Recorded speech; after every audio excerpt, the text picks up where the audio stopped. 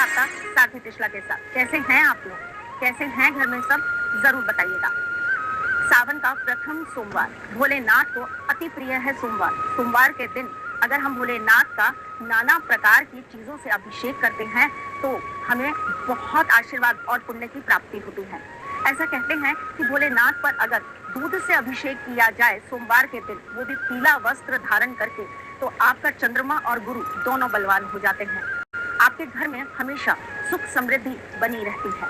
अगर सोमवार के दिन भोलेनाथ के ऊपर घी से अभिषेक किया जाए तो ऐसा कहते हैं कि वो आपके जीवन के सारे पापों को काट देते हैं और आपको पुण्य की प्राप्ति होती है। सोमवार के दिन कच्चे दूध में अगर काले तिल मिलाकर भोलेनाथ को अर्पित किए जाएं तो एक तो ये आपके गुप्त शत्रुओं से आपकी रक्षा करता है और दूसरा ऐसा उपाय करने से आपकी मनोकामना भी सिद्ध होती है।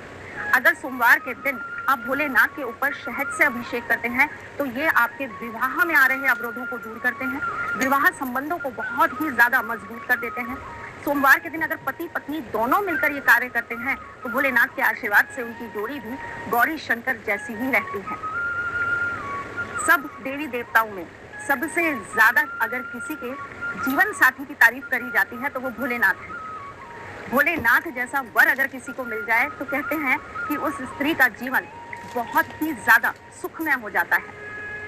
ऐसी स्त्री अपने जीवन में बहुत सुख पाती है अगर उसे भोलेनाथ जैसे स्वामी मिल जाए। वैसे तो पति परमेश्वर समान ही होते हैं, लेकिन अगर शिव स्वरूप परमेश्वर के रूप में पति मिल जाए तो फिर कहना ही क्या। आपको भी चाहिए शिव जैसे ही बिल्कुल पति, आपको भी चाहिए अपने जीवन साथी के अंदर शिव भगवान जैसा भोला रूप। तो आपको सोमवार के दिन अपने हाथ से जाकर भोलेनाथ के मंदिर में गुड़ के पानी का अभिषेक करना चाहिए। आपका विवाह नहीं हुआ है, आप विवाह करना चाहते हैं, आप प्रेम विवाह करना चाहते हैं, शीघ्र विवाह करना चाहते हैं तो ये छोटा सा उपाय जरूर करिएगा। जीवन में कष्ट तो बहुत आते हैं, नाना प्रकार के कष्टों से हमारा जीवन बना रहता है, लेकिन अगर इन कष्टों से बाहर निकलने का भोलेनाथ कोई रास्ता दिखा दें तो जीवन सरल हो जाता है। वैसे तो सावन में भोलेनाथ को अगर हम गंगा जल से भी अभिषेक करा देना तो भोलेनाथ प्रसन्न होकर हमारी मनोवांछित इच्छाएं पूरी कर देते हैं। पर सोमवार के दिन अगर आप भोलेनाथ को इस प्रकार से ये तिलक लगा दें तो भोलेनाथ आपकी हर इच्छा को पूर्ण जरूर करेंगे। जरूर करिएगा ये काम, लेकिन जान लीजिए कैसे करना है, कब करना है और करने का तरीका क्या होगा। तो चलें बताएं आपको, लेकिन उससे पहले ये बता दूं कि मैं कौन हूँ। मैं आपके एस्ट्रोलॉजर हूँ, वास्तुशास्त्री हूँ, चेहरा भी पढ़ती हूँ, आवाज भी पढ़ती हूँ और हाथों की लकीरें भी पढ़ लेती हूँ। क्योंकि आपके साथ ही हूँ इसलिए आपको जीवन का सार देने चली आती हूँ। सोमवार के दिन बिना कुछ खाए, बिना कुछ आप ग्रहण किए, फल भी नहीं खाने हैं आपको, बिना कुछ खाए, मतलब आप सिर्फ चाय पीना चाहते हैं तो आप पी सकते हैं। वैसे सोमवार के दिन दूध नहीं पीना चाहिए, खास करके सावन के सोमवार दूध, दही और छाछ का आपको सेवन नहीं करना चाहिए। तो आप केवल ब्लैक टी पीकर आप उस दिन भोलेनाथ के मंदिर चले जाइए। वहां जाकर आपको अपने मुख को पूरब की तरफ रखना है, भोलेनाथ का अभिषेक करना है।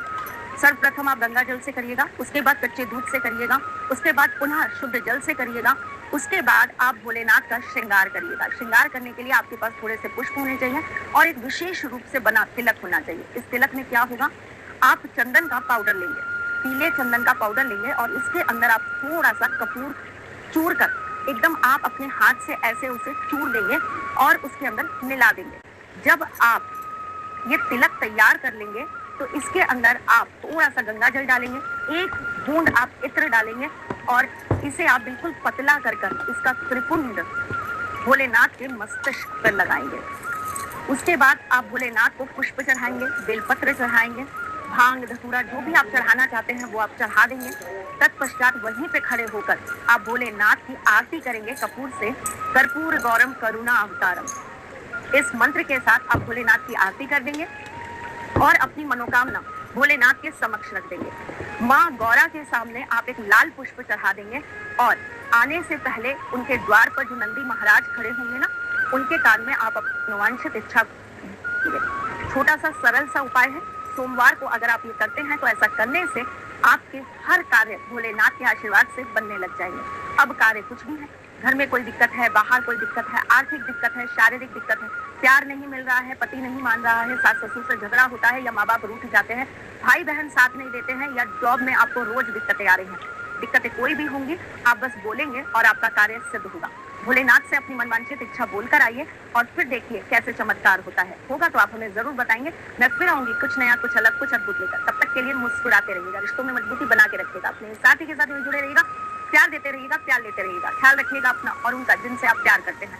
मैं जल्द आपसे मिलने आऊंगी, तब तक के लिए जय